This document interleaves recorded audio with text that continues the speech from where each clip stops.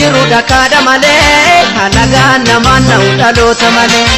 Abarraan margi jiru dhakaadha malee halagaan namaan na'u dhaloota malee.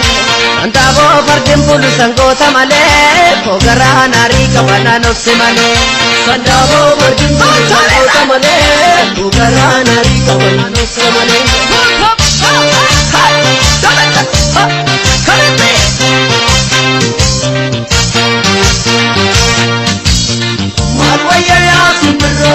Bakka qalbiin jiru garaan jira yoomillee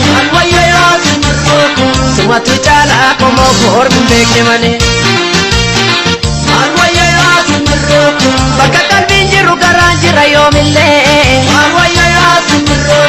sumatu caalaa qomoo koormi beekne malee. Alatti ta'ee baalee hin qabu silaallee dhufee ijaan si argaa. Osooni mimmaan siif lolaatu ulekaa dubbiin hunda caalaa. Albee garaa jalan kaa'u dachaan abbaa kiyyaan baadhaa. Seenaa lammii gateen taa'u jabaadhu naan jajjabaadhaa. Bakka qalbiin jiru garaan jira yoomillee sumatu caalaa lammii koormi beekne malee. Yoo harkaa qaban ittiin baachuu yoo manaa qaban namaaf laachuu yoo nurraa feegandaaf laachuu maal kanaa gadi du'aa baachuu. Koormi kan saasitti laatu keessa dubbii keessan beektu dugdaaf garaa addan baaftu maaf lammii kee faana nyaattu.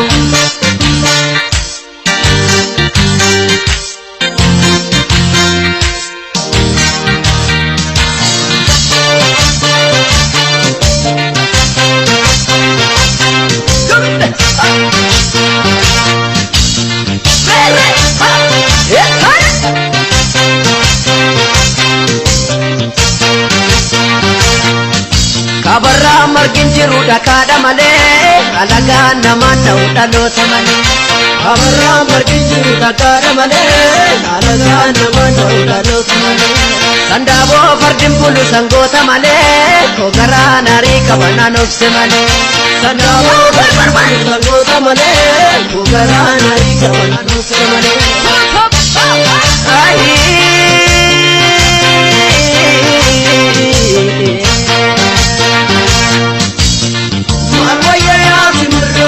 Bakka qalbiin jiru garaan jira yoomillee sumatu caalaa qomoo koormi beekne malee.